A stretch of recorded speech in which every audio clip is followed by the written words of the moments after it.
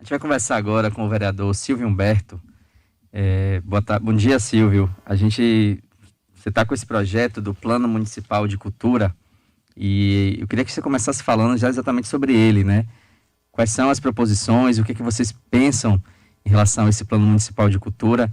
E ele que tem uma projeção de 10 anos daqui para frente, né? Para cobrir em uma década esse ponto de cultura aqui na cidade de Salvador. Bom dia, André. Bom dia, Abraão. Bom dia, ouvintes da Metrópole. Na verdade, André, esse plano, como você bem frisou, ele é um instrumento de planejamento e que tem como uma característica que eu diria que é fundamental, que é um plano decenal, né? É uma iniciativa do Poder Executivo, né?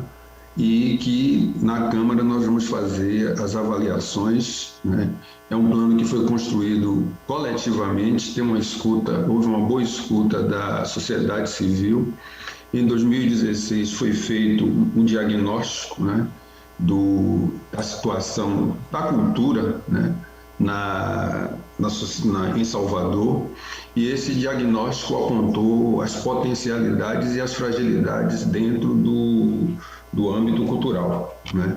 E isso forneceu elementos para a elaboração do plano. O plano passou por uma consulta pública, depois foi validado dentro do Conselho Municipal de Políticas Culturais, né, que tem uma participação importante da sociedade civil, né? E isso garantiu que eu considero, a partir dessa consulta pública, né, esse plano chega à Câmara, né? Chegou ali no mês de junho, né? E nós estabelecemos que faremos 3 audiências públicas. Uma dessas audiências públicas ocorre agora pela manhã, por volta de 9h30, com a participação, né, de Fernando Guerreiro, presidente da Fundação Gregório de Matos, Fábio Mota, como secretário de Turismo, de Cultura e Turismo, a participação também da Secretaria de Desenvolvimento, da sociedade civil, da representação do Conselho e dos membros da Comissão de Cultura, né? Então, é um plano onde você tem as diretrizes, são em torno de 12, são 10 diretrizes, né, que embasam o plano. Você tem as metas, são cerca de 29 metas, cada uma aí compondo com as suas ações, e antes você tem os objetivos, não são 13 objetivos, e também as estratégias para alcançar esses objetivos, né? Então, cabe destacar que o plano, enquanto suas diretrizes, eu destacaria uma importante aqui, que é a diretriz número 2, que é promover a diversidade cultural em todos os territórios, com reconhecimento e valorização das diferentes expressões, identidades, saber, modos de vida, né? Tem uma outra meta que também, ou uma outra diretriz que é importante, que sinaliza para a descentralização, né?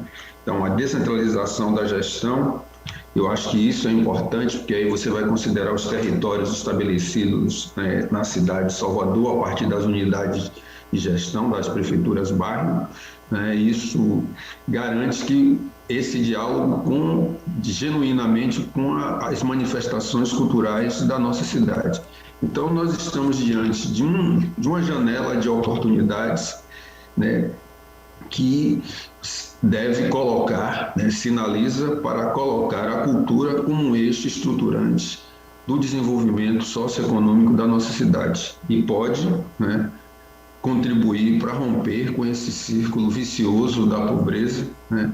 E importante também trazer que você tem uma meta, né, que trabalha, que sinaliza para você implantar, né, o SMIC, né, que é o Sistema Municipal de Informações e Indicadores da Cultura, porque esse foi uma das grandes dificuldades, né, na implantação do SOS Cultura, que é você saber o tamanho, né, quantos são que fazem, né, a cultura na cidade de Salvador. Você tem muita gente, mas você tem um setor com uma informalidade grande, e esse período da crise, né, pandêmica que nós ainda estamos vivendo, é sempre bom dizer que a gente precisa continuar ter a primeira, quem não tomou a primeira dose, vá tomar a primeira dose e também a segunda dose, né?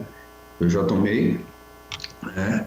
E é importante que as pessoas entendam que, à medida que você tem informações e indicadores, isso vai ser feito por meio de uma plataforma, isso vai garantir que você possa ter efetividade ao implantar a política pública, né? Você consiga alcançar o objetivo da eficácia, da eficiência e você conseguir a efetividade. Então, na medida que você garante isso, você pode e a cada 2 anos tendo um monitoramento do plano, tendo um conselho, está estabelecido que terá um conselho gestor. Eu acho que nós estamos dando um passo importante para que a cultura assuma esse eixo estruturante, né, e passe a ser vista aí, tanto nas discussões que envolvem a economia criativa, a economia da cultura. Salvador saia da retórica, né, que é a capital da música, né, e isso venha alcançar um patamar onde perceba a cadeia de, assim, que se considere de verdade a cadeia de produtos e serviços que a cultura gera. Então, você tá discutindo um plano que nós estamos apostando dentro da Câmara, e eu fui designado, e aí mais uma vez aqui agradeço os pares e sobretudo a condução, né, do presidente Geraldo Júnior, que indicou meu nome para ser o relator também desse plano municipal de cultura, né, com uma sugestão do vereador Aleluia, né, e demais que sinalizaram para que eu me indicando, nesse caso aí, para a relatoria desse plano tão importante para a nossa cidade. Isso também demonstra o quanto as matérias relativas à cultura têm construído diante de um amadurecimento político, que é onde nós temos o nosso distanciamento, as nossas divergências ideológicas, né? Mas no que tange o plano, no que tange a cultura na cidade de Salvador, né, isso tem sido construído coletivamente a várias mãos com os 43 vereadores e vereadoras. A gente está conversando com o vereador Silvio Humberto sobre o plano municipal de cultura que será discutido hoje na Câmara.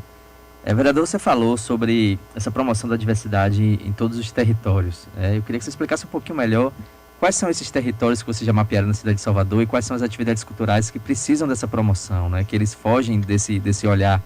E já emendando outra pergunta também, a gente acaba confundindo muito cultura com a criação de festas, esse lado mais comercial. Como é que esse plano tenta distinguir isso, uma cultura eminentemente popular, de uma cultura comercial, que acaba abarcando muitas coisas na cidade e abraçando assim, com muita força, né, e dominando esse setor cultural?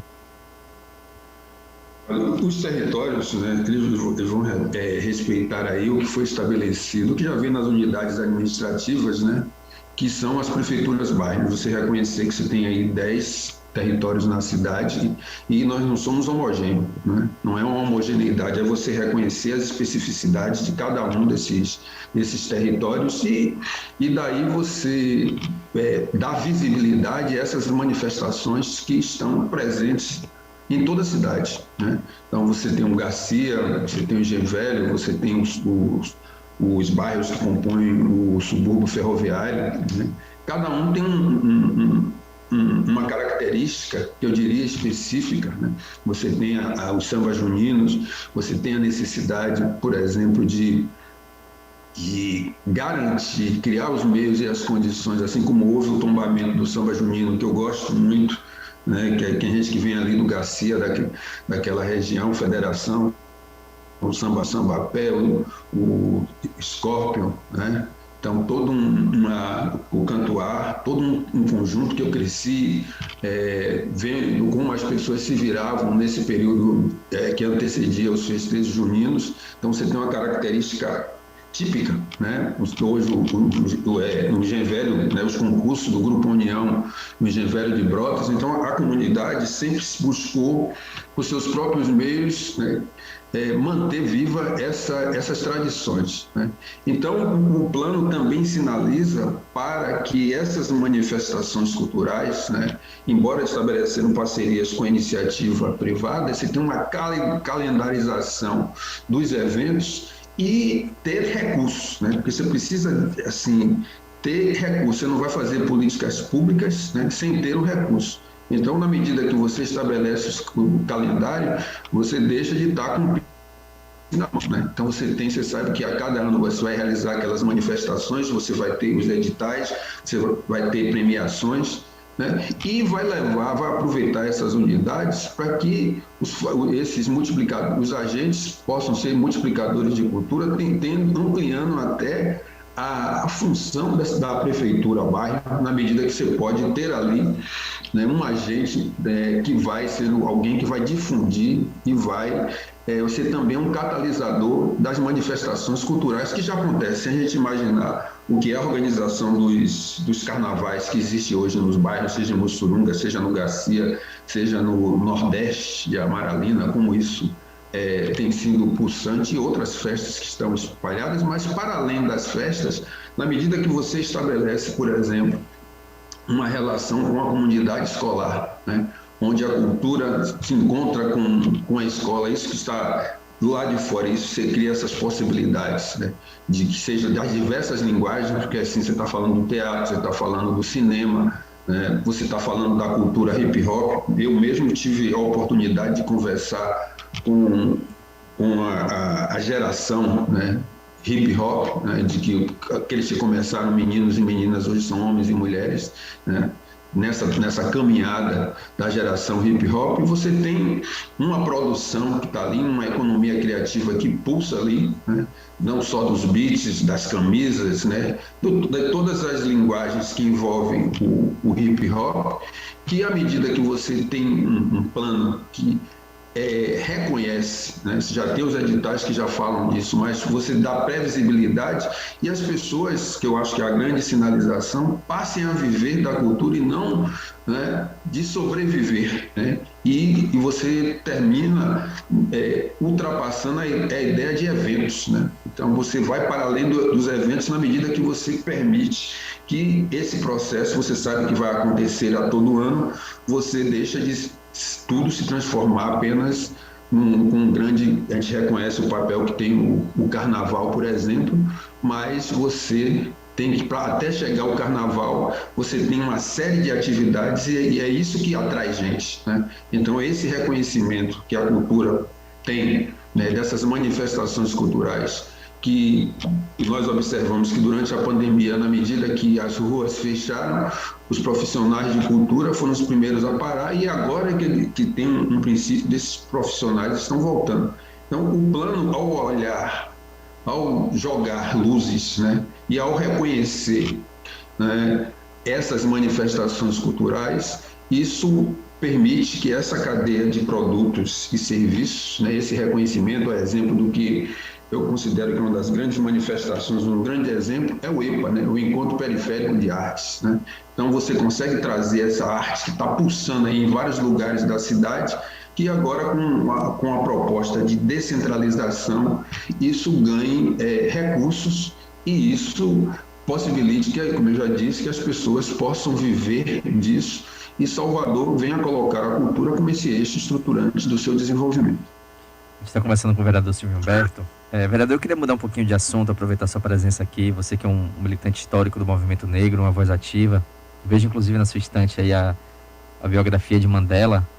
Eu queria que a gente falasse um pouquinho sobre Sérgio Camargo e a Fundação Palmares, né? A última dele foi a abertura desse concurso para mudar o logotipo, que hoje é representado na Fundação Palmares com o Machado de Xangô. Ele que já há muito tempo tem falado sobre isso e agora abriu um concurso para fazer essa mudança. Como é que vocês interpretam isso? Vocês encaram como um racismo religioso? O que é que há por trás desse ato e dessa ação de Sérgio Camargo na Fundação Palmares? Ele é parte, meu caro Zeda, dessa energia da desconstrução nacional, né? Ele é parte dessa energia, né, que vem, eu diria, desmantelando o serviço público, disse que tentou sufocar a cultura, né, por uma asfixia econômica, mas graças à capacidade que a cultura tem, eu tenho dito que eles fecharam a porta e deixaram a janela aberta, e o povo da cultura, os fazedores e fazedoras da cultura entraram e fizeram, né, que eu diria, esse brado de resistência, de resiliência, chamado a Lei Aldir Blanc. Né? O Sérgio Camargo tem, quem acredita em reencarnação, ele é um exemplo daqueles que vão e voltam, né? No sentido de tentar destruir, né? E a população, o legado da população negra, mas é algo impossível, ele passará, né?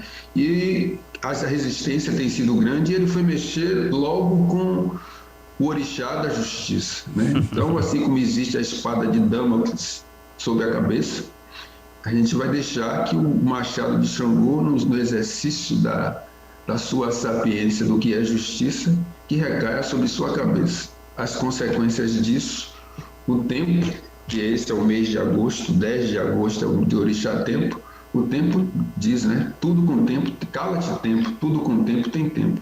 Então, o tempo, certamente, desse Senhor chegará e ele se colocará à margem da história, porque nós seguiremos, porque nós somos muito mais do que isso, né?